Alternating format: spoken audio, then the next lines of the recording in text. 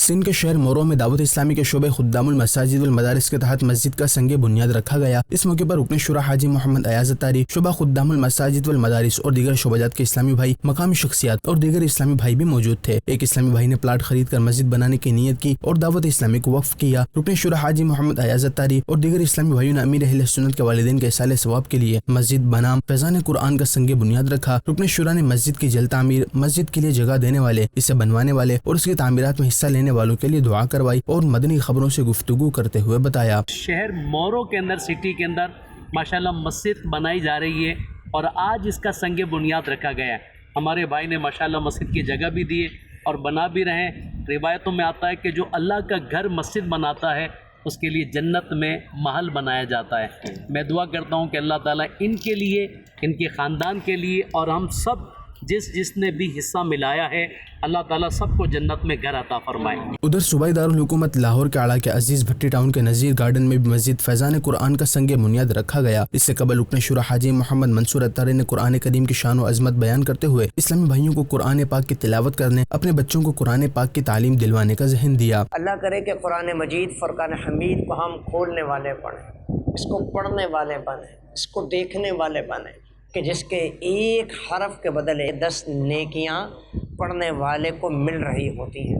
رکن شورا حاجی محمد منصور اتاری نے مسجد کی تعمیر اور اس میں حصہ ملانے کی فضیلت بھی اسلامی بھائیوں کو بتائی اور انہیں بھی مساجد بنانے اور اس کی تعمیرات میں بڑھ چڑھ کر حصہ لینے کی ترغیب دلائی، جس پر عاشقان رسول نے اپنی اچھی نیتوں کا اظہار کیا اور مدنی خبروں کو اپنے تاثرات بھی دیے۔ فیضان قرآن کے نام سے جو مسجد تعمیر کی گئی ہے، اس میں ہمارے سب اہل علاقہ بہت زیادہ خوش ہیں۔ ہمارے لیے بڑا خوشی کا لمحہ ہے کہ اس وقت ہمارے محلے میں خوبصورت ایک مسجد کا سنگ بنیاد رکھا گیا ہے۔ اللہ کرے کہ اس کے ساتھ کی جتنی بھی مسجدیں بنے، اللہ کریم بڑے آسان طریقے سے اللہ کریم تمام کو پایا تکمیل تک پہنچائے۔ ہمیں بہت زیادہ خوشی ہے اس لحاظ سے کہ اللہ تبارک و تعالی نے ہمیں اس کی تعمیر کی توفیق عطا فرمائی۔ اس میں بہت سارے اہل محلہ نے بھی تعاون فرمایا اور دوسرے لوگ بھی تعاون فرما رہے ہیں، تو اللہ تبارک و تعالی اس کو پایا تکمیل تک پہنچانے کی توفیق عطا فرمائے۔ آخر میں رکن شورا حاجی محمد منصور اتاری نے دیگر اسلامی بھائیوں کے ہمراہ مسجد کی تعمیرات کے لیے سنگ بنیاد رکھا اور دعا بھی کروائی۔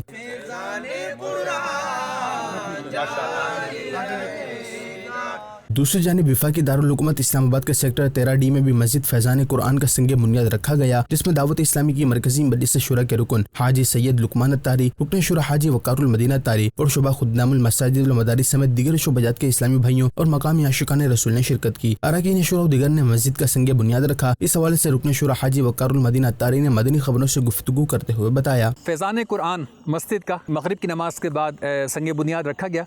سید صاحب نے، ہمارے دیگر ذمہ داران نے، اہل محلہ نے اس میں شرکت کی۔ اللہ تبارک و تعالی دینے والوں کو اور اس میں حصہ لینے والوں کو شاد و آباد فرمائے، امیر علیہ سنت کا سایہ سلامت رکھے۔ اس کے علاوہ انشاءاللہ الکریم اسلام آباد میں مزید بھی 12 مقامات پر فیضان قرآن مساجد کی ترکیب کا ہم نے طے کیا ہے اور پنڈی میں بھی 12 مقامات پر، انشاءاللہ کشمیر کے اندر بھی انشاءاللہ 12 مقامات پر ہم فیز 1 میں انشاءاللہ مساجد بنائیں گے اور مجموعی طور پہ انشاءاللہ پنڈی، اسلام آباد اور کشمیر میں ہم نے 74 مساجد فیضان قرآن کے نام سے بنانے کی نیت بھی کی اور سید صاحب سے دعا بھی کرائی ہے۔ آخر میں اراکین شورا نے مسجد کی جلد تعمیر اور اس میں حصہ ملانے والوں کی خیر خواہی کے لیے دعا کروائی، جبکہ شرکاء سے ملاقات بھی کی۔